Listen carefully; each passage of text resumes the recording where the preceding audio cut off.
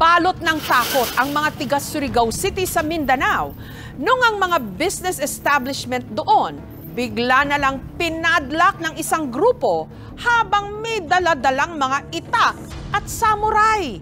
Nagpakilala raw silang di umano bagong gobyerno.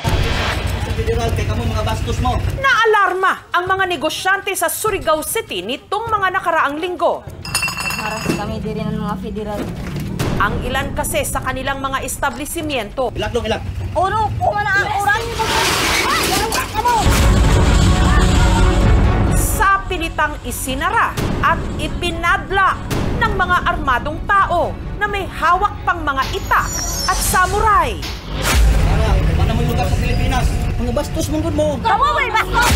Ayon sa mga armadong tao, hindi raw sumunod ang mga may-ari ng mga establishmento sa ipinapatupad nilang batas. Nagpugos kami paglak nila. Taga-federal, gari kami sa suyod, taglak kami, hindi kami kagawas. Nangurog-kurog ako. Sino ba ang grupong ito na hindi lang nagpapatupad ng sarili nilang batas sa Surigao City? Nagpapakilala pang bagong gobyerno? Isa sa mga inagrabyado ng grupo, ang sari-sari store owner na si Jan. May kontrata po kami dito, 3 years. Una na raw sila nitong pinuntahan nitong mga nakaraang buwan. Akala namin taga-city sila. May mga ID kasi sila. Tapos naka-uniform. Laking pagtataka rin daw nila nung singilin sila ng mga ito ng 1,000 piso. Punta daw kami sa office nila. Doon daw kami kukuha na permit. Isang beses lang daw po, di po kagaya sa gobyerno na quarterly. May pilit din daw pinapipirmahan ng mga ito na dokumento. Pag nagperma kami, membro na po kami nila. Amin na daw tong lupa, tsaka tong tindahan na to, di na kami magre-rent. Tapos pag nalaman po daw ng gobyerno na member na kami nila, di na po daw kami palukat tong lisensya. Mas powerful daw po sila sa gobyerno. Umamo adto man kami sa federal, na dili man kami sa federal nag-abang, dari man kami sa tag-ija ng in-building. Sinabi nila na pumunta kami sa office nila dun sa Sabang. Doon na nalaman namin na di sila taga-gobyerno. Di kami pumayag sa gusto nila. Gawa-gawa lang nila para panghututan kami. Galit na sila. Magbalot-balot na daw kami kasi papadlakan na kami.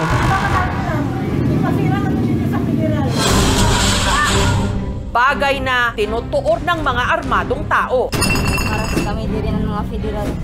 Bandang alas 5 ng umaga kasi, tung January 24, sinugod ang tindahan ni Jan ng 10 tao. Pinapalabas kami, galit na po sila. Nakamata kami. Sa legalite. Uy, legalite! Nagkuhan kami sa gobyerno. Nagkuhan na kami ng permit. Nagkuhan na kami ng permit. Ang gobyerno walay lupa. Ang tribo mo ay tribal owners ancestralan. Samo. Kay kalabanon ng batas. Kami medyo palayo. Pagkatawag ka mo. May respeto rin sa balaod sa Diyos. Balaod sa Diyos. O balaod din sa Diyos. Ilak dong, ilak. Uno, kumana ang oras. Dahil nagmatigas, sa pilitang isinara at ikinandado ang tindahan ni Jan. Kaya natrap sila sa loob.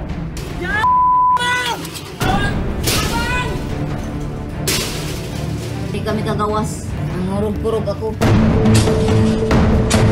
Mabuti na lang at may mga rumesponding pulis. Pero hindi na naabutan ng mga ito ang mga nanggulo. Nag-file kami ng criminal complaint, especially yung alarm in scandal, malicious mischief, mayroon pang grave coercion, grave threats, may physical injury. Yung padlock na ginamit ng tribal para masarahan kami doon sa loob. Nanganganib yung buhay namin dito. Sabi nga doon sa live kagabi, dadanak yung dugod, tapos babalikan daw kami. Mga law-abiding citizens kami, ma'am, tapos hindi namin inakala na gawin sa amin yun. Isa pa sa mga hinaras daw at naperwisyo ang katabi ng sari-sari store ni Jan, ang milk tea shop ni Riza. Sa pilitan din daw pinagbabayad si Riza ng permit kahit kompleto naman daw siya ng mga dokumento sa kanyang negosyo. Po ma'am, business permit po ma'am. May sanitary na po kami. Sa barangay din po ma'am. Pinakita niyo po yun sa kanila? Opo ma'am. Sabi niya, fake yan. Basta galing sa government pick yan kasi yung government natin kung expired na at sila na daw federal ngayon ang may power. Pag pupunta kami sa inyo, ano pong benefits namin makukuha sa inyo? Sa inyo na to, hindi na kayo magre-rent sa may-ari. Ano yun? At dahil hindi rin sumang-ayon si Riza sa gusto nila, ikinandado din ng mga ito ang shop ni Riza. Dating ko po na around 9:30 AM, nakita ko na lang po na may nakasabit na po na tarp. Announcement, no trespassing. Ito po yung tarp na sinabit po ng mga taga-federal. An ancestral land under the management of Federal Tribal Government of the Philippines. Dahil sa nangyari, apektado ang kanilang negosyo. Ngayon, na-list po yung customer namin. Namadla, tagsawan kay may mga dayana, mga sundang. Pero sino nga ba itong nagpakilalang mga tiga-federal daw na di umano bagong gobyerno ng Surigao? Ang tinutukoy ni Jan at Riza, ang Federal Tribal Government of the Philippines o FTGP, nagpapakilalang religious group na pinamumunuan ng kanilang mga lider na sina Bae Lourdes at si Datu Adlaw. Kami ang totoong encantado po. Dahil si Bae Dato ang makautos sa hangin, tubig, lupa, apoy po. Ayon sa kanilang pinaniniwalaan, FTGP raw ang tunay na nagmamay-ari ng buong Pilipinas na itinuturing din daw nila ancestral land. Ang atong nasod is balaang nasod. Puluyan na sa mga hari ray na prinsipe o mga prinsesa wala sila kamatayon. Puti ang atong dugo, dugong maharlika, dugo sa Dios, mudapat sa lupa, mahimong bulawan. Karon nahaluan na kita sa mga intruders, mo nang nahimong pula. Asa man giingon yung mga ancestral land, sir? Kini-intero Surigao? Surigao, tibuok Pilipinas.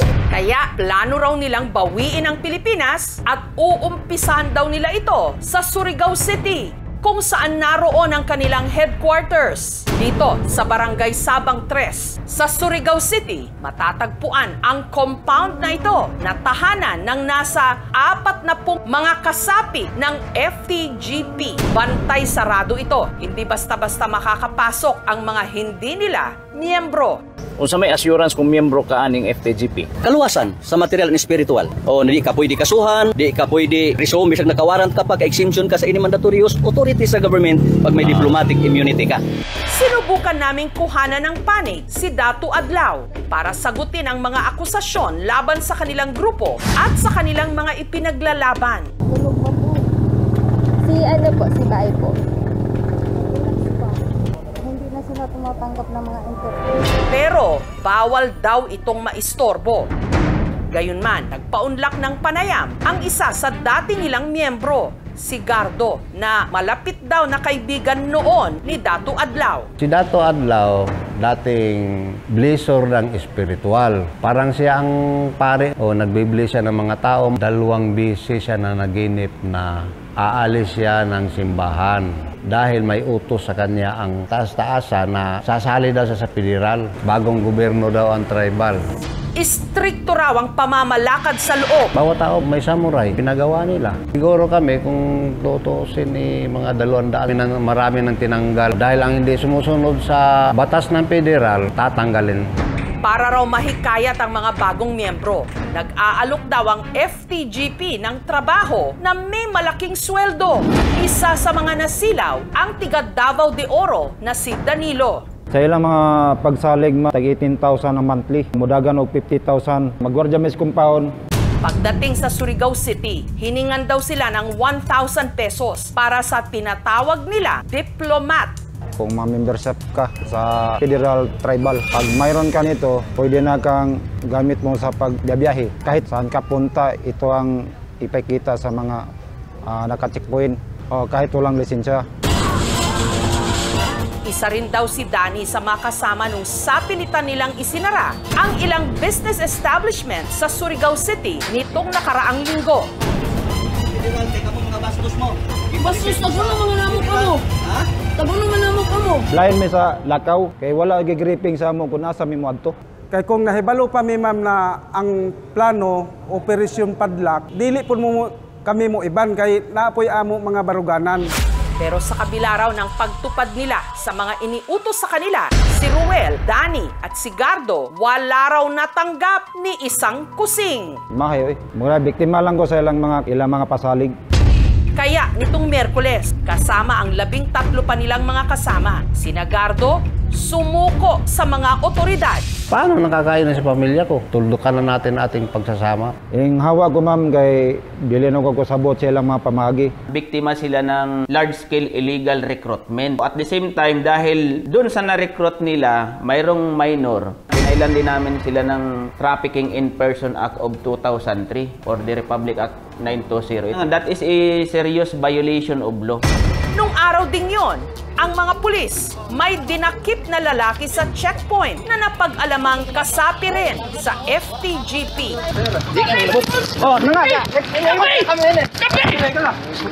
Bagay na ikinagalit ni Datu Adlaw. Ang among kauban nga nagpalit lang og tubig, didakop nga walay legal, walay warrant of arrest. Magsara na kayo dahil ang aking forces hindi matalaban yan ng itas, barel. Pero depensa ng mga otoridad, legal ang pag-aresto nila sa lalaki. Na-intercept sila doon sa may checkpoint. Ipagtalo pa rin yung mga member. Ang nandun lang sa kanila, yung samurai saka yung itak. Kasi mayroon man yun mga threats. Hinihintay na lang daw ng mga otoridad para tuluyan ng maibigay ang warrant of arrest kina Datu Adlaw. Dineployan namin ng maraming police personnel doon sa area para ma-contain, ma-isolate saka hindi siya makapanakit ng ibang tao. Yung nandun pa sa loob ng compound, karamihan doon, nasama na doon sa complaint. So basically, paglabas no ng warrant of arrest, wala tayong magagawa kundi serve. Samantala, may legal na basihan nga ba ang sinasabi ng FTGP na sila ang nagmamay-ari ng Surigao City, pati na ang buong Pilipinas na ayon daw sa kanilang batas, kanilang ancestral land? Kami ang totoong enkantado po. Dahil si Baidato ang makautos sa hangin, tubig, lupa, apoy. Pati ang National Commission on Indigenous People, NCIP, naglabas ng advisory na kinukondena ang ginawang aksyon ng FTGP. Yung Federal Tribal Group of the Philippines ay hindi legit na mga indigenous peoples. Wala silang enough na documents to justify nga sila ay isang legit na mga indigenous peoples organization. Gobyerno kami!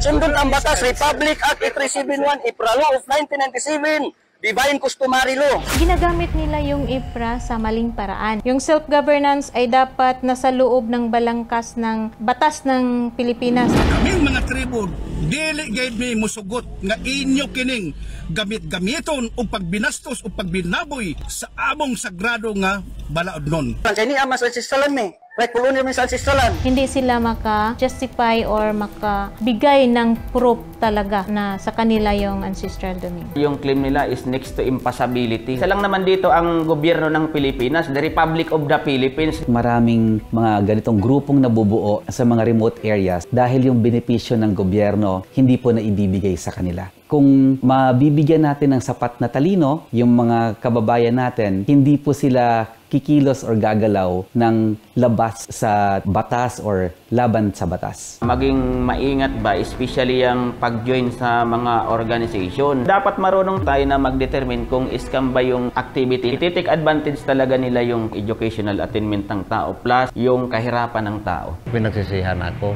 dahil maraming tao nadadamay. Huwag na lang kayo sumali dahil napipirahan lang kayo. Kaming mga tribo, dili gayud mi musugot. Nagsalita na ang ibang mga lider na mga katutubo. Hindi lehitimo ang mga gawain ng FTGP, ang laban ng mga IP o ng mga katutubo sa lupa at sa kanilang mga karapatan. Kami ang totoong enkantado po. Hindi dapat malilito sa mga nagpapakilalang mamumuno na nagtatangkang magtaguyod lang pala. Sa federal, kaya ka mga bastos mo.